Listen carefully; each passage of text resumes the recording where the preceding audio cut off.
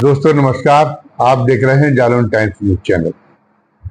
अपनी बात शुरू करने के पहले हमेशा की तरह आपसे वही एक विनती करनी है, निवेदन करना है, गुजारिश करनी है, अपील करनी है कि आप हमारे चैनल को सब्सक्राइब और लाइक जरूर करें और साथ ही इसमें जो बेल आइकॉन है मतलब घंटी की आकृति का जो बटन है उसको दबा दें ताकि जो भी नया वीडियो हम डालें उसका नोटिफिकेशन आपको तत्काल मिल जाएगा, इसकी सूचना आपको तत्काल मिल जाएगा।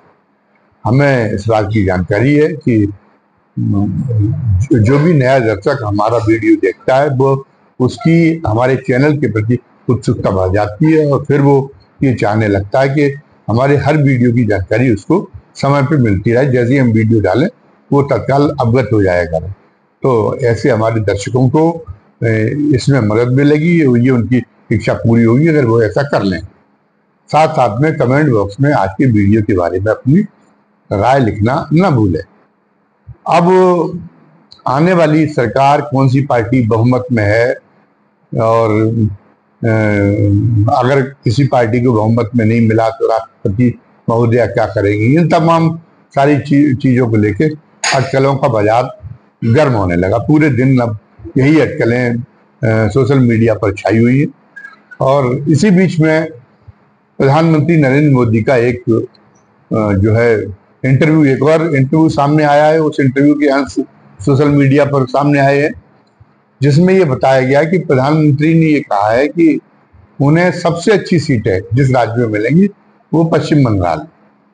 अब तो प्रधानमंत्री नरेंद्र मोदी जी सही बोल रहे हैं, बात भी ठीक है कि जब चुनाव में एक चरण बाकी रह गया, अब क्या मतलब है कि अपना जो है इधर उधर की बातें करके और कोई चुनाव, अब तो चुनाव का बनना बिगड़ने वाला है नहीं और इधर उधर की बात करके अपनी साख क्यों खराब करें। तो ठीक है, हर नेता यही कहता है, शुरू में तो बोलना भी चाहिए। आपकी स्थिति अगर कमजोर भी हो रही हो तो फिर मानवीय स्वभाव है और एक रणनीति का तकाजा भी है कि दमदारी के साथ अपनी पार्टी के बारे में उस नेता को यही कहना चाहिए कि भाई हम तो फिर अपार बहुमत प्राप्त करके आ रहे। तो प्रधानमंत्री भी 5 और 6 चरणों तक हाके रहे कि 400 सीटें आ रही हैं और अपार बहुमत मिल रहा है और ये हो रहा है वो हो रहा है।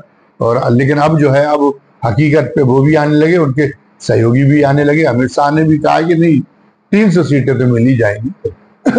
अब 400 सीटों के पास जा रहे थे, अब 300 सीटों पर अमित शाह आ गए।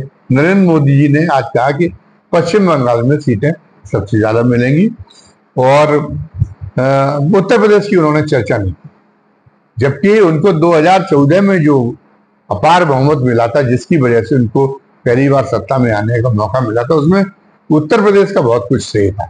क्योंकि अखिलेश यादव की सरकार ने जिस ढंग से मुजफ्फरनगर दंगों को डील किया, उस समय उनके पिताश्री भी जिंदा थे और पिताश्री किस तरीके से चलते थे।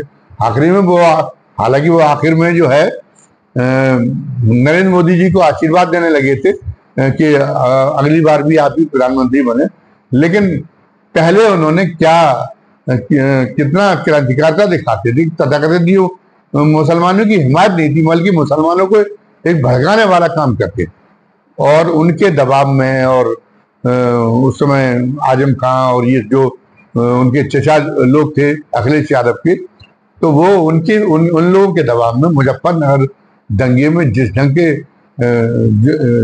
मुजफ्फरनगर दंगों को जिस तरीके से डील किया, उससे उनकी ये छवि बन गई थी कि ये हिंदुओं के प्रति इनकी नीति बहुत दमनकारी। तो उसका नतीजा ये हुआ कि उत्तर प्रदेश में समाजवादी पार्टी के प्रति या धर्मनिरपेक्ष दलों के प्रति सबसे बड़ा गुस्सा फूटा और सबसे बड़ी दुर्गति हुई और सबसे ज्यादा सीटें 75 के करीब सीटें अकेली भारतीय जनता पार्टी को मिल गई। और इसी दम पे भारतीय जनता पार्टी एक निर्विघ्न बहुमत उस समय प्राप्त कर सकी। वरना उस समय तो ये हालत ये थी कि नरेंद्र मोदी जी खुद आश्वस्त नहीं थे कि हम अकेले दम पे बहुमत में आ पाएंगे। उनकी पार्टी के सहयोगी उस समय राष्ट्रीय अध्यक्ष राजनाथ सिंह, वो ये घात लगाए बैठे हुए थे कि किसी पार्टी को बहुमत न मिले। और चूंकि उनका एक स्वीकार चेहरा अल्पसंख्यकों के बीच में भी है, तो एक सहयोगी दल भी नरेंद्र मोदी के नाम पे राजी नहीं होंगे और उनको मौका मिल जाएगा। तो ये सारे लोग और ये तो भारतीय जनता पार्टी के सारे नेता ये मान के बैठे थे कि हमें अकेले दम पर बहुमत नहीं मिलेगा, लेकिन उत्तर प्रदेश ने उनकी बातें खिला दी थी और जो है उनको बहुत अच्छा बहुमत मिला, स्पष्ट बहुमत भी मिल गया और नरेंद्र मोदी जी के फिर प्रधानमंत्री बनने की राह में कोई रुकावट नहीं आई। और फिर नरेंद्र मोदी जी ने जिस तरीके की सरकार चलाई वो तो आप सारे लोगों के सामने स्पष्ट ही है। पहले उन्होंने बहुत अच्छे काम किए, उसकी उनकी सराहना भी हुई, लेकिन फिर वो बेजा तरीके से हठधर्मिता दिखाने लगे और अनैतिकता का पोषण करने लगे। वो उनको गुमान ये हो गया कि जनता उसी से दबती है जो उसकी लगाम जितनी ज्यादा खींच के रखे। तो उन्होंने कहा स्वेच्छाचारी तरीके से काम करेंगे तो जनता का मनोबल और गिरेगा और उसका समर्पण हमारे प्रति हम भक्ति भाव और बढ़ेगा। इस गुमान में, इस गलत फहमी में, इस गलत सोच के तहत उन्होंने ऐसे काम किए कि अगर वो न भी करते तो कोई फर्क नहीं पड़ने वाला था, उनकी छवि बनी रहती। लेकिन वो लगातार अन्यायपूर्ण कामों का, मनमाने फैसलों के लिए, ये खासतौर से ये जो दूसरा कार्यकाल है उसका मनमाने फैसले लेने के लिए, मतलब उसकी जो है उसका इतिहास रहा, मनमाने फैसलों का इतिहास रहा दूसरा कार्यकाल, हठधर्मिता का इतिहास रहा। विपक्षी नेताओं विपक्ष की सफाई के लिए जिस तरीके से उन्होंने हथकंडे का इस्तेमाल किया, बजाय भ्रष्टाचार समाप्त करने के, इसके बहाने से विपक्षी नेताओं को जेल पहुंचाने में वो बराबर पूरे टाइम पे लगे रहे और उससे उनकी बड़ी एक नकारात्मक छवि बनी रही। और जनता के मनोविज्ञान के इतने अच्छे जानकार होकर भी नरेंद्र मोदी जी भी इस बात को समझ नहीं पाए। लेकिन अब प्रधानमंत्री को चूंकि एक जानकारी मिलती रहती है तो उन्हें चुनाव के हर चरण के बारे में अब जानकारी मिली है और अब वो जब अंतिम चरण केवल बाकी रह गया जिसमें बहुत कम सीटें हैं तो वो अब कुछ सही बात करने पे आ गए। तो उन्होंने ये नहीं कहा कि मुझे उत्तर प्रदेश में सबसे ज्यादा सीटें मिलने जा रही।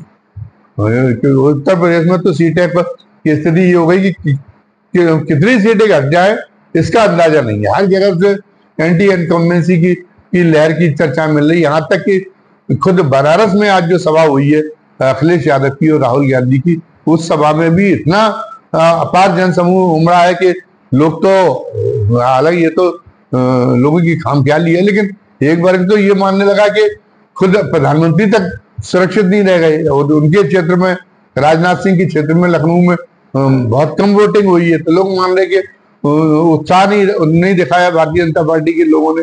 तो वहां पर भी कहीं इन दोनों सीटों पे जो बेहद सुरक्षित और निरापद सीटों पे थी, कहीं इन पे भी गच्चा न खा जाए। तो इसलिए नरेंद्र मोदी जी ने उत्तर प्रदेश का नाम न लेके, वरना अगर उत्तर प्रदेश का वो नाम लेते कि उत्तर प्रदेश से सबसे ज्यादा सीटें आ रही तो लोग कहते कि अभी भी जो है वो बाज नहीं आ रही झूठ बोलने से। तो उन्होंने सही बात कहा कि पश्चिम बंगाल से सबसे ज्यादा सीटें मिलेंगी। पश्चिम बंगाल में आखिरी समय तक जो ड्रामे करती रही ममता बनर्जी, वो दिमागी तौर पर ममता बनर्जी स्थिर नहीं है। मतलब हमारे वीडियो को देख के बहुत से लोग ये धारणा बना लेते कि ये भारतीय जनता पार्टी के बड़े आलोचक है और इंडिया गठबंधन से इनको कोई बहुत ज्यादा हमदर्दी है। न तो हम भारतीय जनता पार्टी के बहुत ज्यादा नकारात्मक है और न इंडिया गठबंधन के जो है से हमें कोई बड़ा लगाव है। हमें भारतीय जनता पार्टी की निरंकुश शैली के, जहां हमने इस बार जो निरंकुश शैली अपनाई भारतीय जनता पार्टी का, उसका हमने विरोध किया। लेकिन हम ये भी मानते कि इंडिया गठबंधन के जो दल है वो भी कोई बहुत दूध के धोए नहीं है। उनको जो उनके ही कर्मों का ये फल है कि जो भारतीय जनता पार्टी अकेले दम पे सब बहुमत में आ गई थी और नरेंद्र मोदी जी दो बार प्रधानमंत्री बन सके थे। ये उन्हीं के कर्मों का फल है। बनना जिस तरीके से उन्होंने जिस सांप्रदायिक तरीके से गुजरात में काम किया था, उसको देखते हुए उनको देश भर में इतनी स्वीकार्यता नहीं मिलनी चाहिए। लेकिन जो कांग्रेसी सरकारों ने और उनके सहयोगी दलों ने जो काम किए अपनी सरकारों के जरिए, उनसे जनता इस कदर रुष्ट हो गई कि उसने ये सोचा कि एक जो है एक नए विकल्प को आजमाया जाए। तो उस नए विकल्प के रूप में वो आखिरी नरेंद्र मोदी जी को आखिरी में उसने देखा कि इनको भी आजमा के देखा जाए, और कुल मिला के उसको नरेंद्र मोदी जी का कार्य सराहनीय लगा। बल्कि दूसरे कार्यकाल में भी शुरुआती जो वर्ष थे, वो दूसरे कार्यकाल के शुरुआती वर्ष में भी नरेंद्र मोदी जी की लोकप्रियता बहुत अपार बढ़ी थी। लेकिन उसके बाद में वो फिर अब उन्हीं बातों का हम दोहराने का नहीं दोहराना चाहते कि उसके बाद में वो उनकी नरमगुस्ता ने उनका पूरा बेड़ा गर्क कर डाला। बहरहाल ये उन्होंने कहा ये बात सही है, क्योंकि कि पश्चिम बंगाल में हमें सबसे ज्यादा सीटें मिलती। पश्चिम बंगाल में आखिरी पहले तो उन्होंने जो है इंडिया गठबंधन की का जो वो था उसके बारे में इंडिया गठबंधन की जो एक ताकत को हिलाने में कसर नहीं छोड़ी ममता बनर्जी ने। पहले उन्होंने कहा मैं तो पश्चिम बंगाल में अभी अकेले चुनाव लड़ूंगी और मुझे इंडिया गठबंधन से कोई लेना देना नहीं है। उससे एक लोगों में ये संदेश किया कि ये तो सरकार बनने के पहले ही आपस में झगड़े जा रहे हैं, और ये फिर ये कैसे सरकार चला सकेंगे, मिलकर ये कैसे सरकार चला सकेंगे। लोगों के सामने भले ही अब वो पीढ़ी आ गई हो जिसने जनता पार्टी की सरकार नहीं देखी हो, लेकिन उसने सुना तो है, और उसकी जनता पार्टी की सरकार को जिनने देखा वो पीढ़ी भी अभी जिंदा है। वो सरकार का पता नहीं, वो सरकार में कई बहुत आदर्शवादी कई बहुत अच्छे काम हुए थे, लेकिन वो सरकार गई इसलिए क्योंकि वो सरकार में रोजाना आपस में झगड़ा होता रहता। तो उन्होंने कहा कि इंडिया गठबंधन का तो उसी समय खत्म हो, हवा निकल गई थी जब ममता बनर्जी रूठ गई थी। उन्होंने कहा मैं तो अकेले चुनाव लड़ूंगी, और उसके बाद में फिर वो पता सीए को खत्म करना आखिरी चरण में, और वो जो मैं तो जो है और इसको कॉमन सिविल कोड को नहीं लाने दूंगी, इस ढंग की बातें करने की उनको क्या जरूरी थी। संदेश खाली का जो गया मामला वो भी जो है वो भी उनके बहुत खिलाफ गया। और भले ही वो जो आरक्षण को लेके जो पिछली जातियों के जो प्रमाण पत्र रद्द किए थे सुप्रीम कोर्ट ने, वो कलकत्ता हाई कोर्ट ने उनको बहाल कराने के लिए भले वो सुप्रीम कोर्ट में चली जाती, लेकिन उनको ये मंचों से आके ये नहीं कहना था कि मैं हाई कोर्ट को के आदेश को नहीं मानता। तो इस ढंग से ये सरकार चला, ये लोकतंत्र में ये सरकार इतना मगरूर होकर सरकार चलाना, ये सरकार चलाने का तरीका नहीं। तो पश्चिम बंगाल में उनका जो है अनुमान किया जा सकता है, हम लोग तो पश्चिम बंगाल गए नहीं, कि पश्चिम बंगाल में अब की निश्चित रूप से उन्होंने खुद ही अपनी हवा खराब करने का काम किया, अपने पैरों पे कुल्हाड़ी मारने का काम किया है।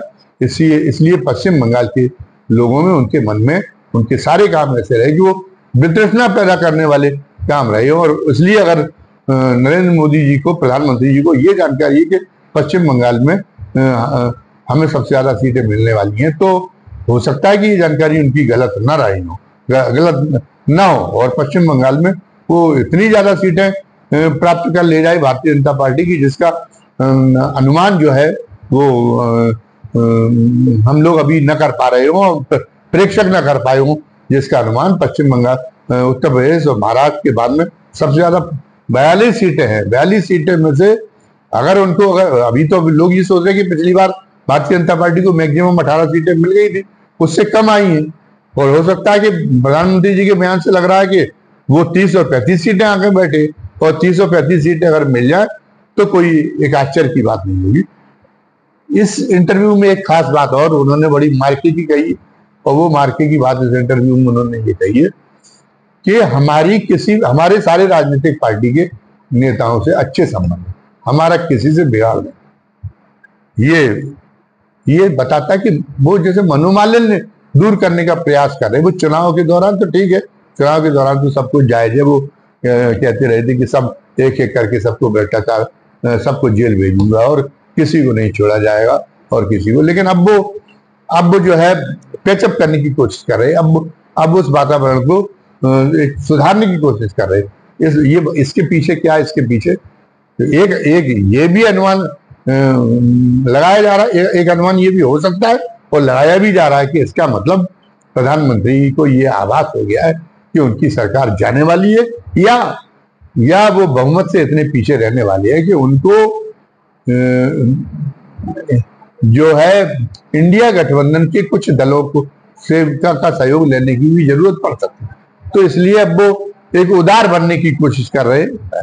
उनकी और विचारधारा और नीतियों बहुत कुछ अरविंद केजरीवाल से वैसे मेल खाती, भले ही उन्होंने अरविंद केजरीवाल को बहुत जेल भेजा हो और इस बीच में दोनों के संबंध बड़े कटुतापूर्ण हो गए हों और अरविंद केजरीवाल के खिलाफ बड़े निचले स्तर पर जाके साजिशें हुई हों, लेकिन ये बात सही है कि वैसे वो जो है समान धर्मी दल है। तो कोई आश्चर्य नहीं होगा कि अगर अरविंद केजरीवाल को वो अपने पाले में अगर वो बहुमत सबसे बड़े दल के रूप में उभर के आती भारतीय जनता पार्टी और इसे बहुमत नहीं मिल पाता, तो हो सकता है कि अरविंद केजरीवाल को अपने पाले में खींचने की कोशिश करे।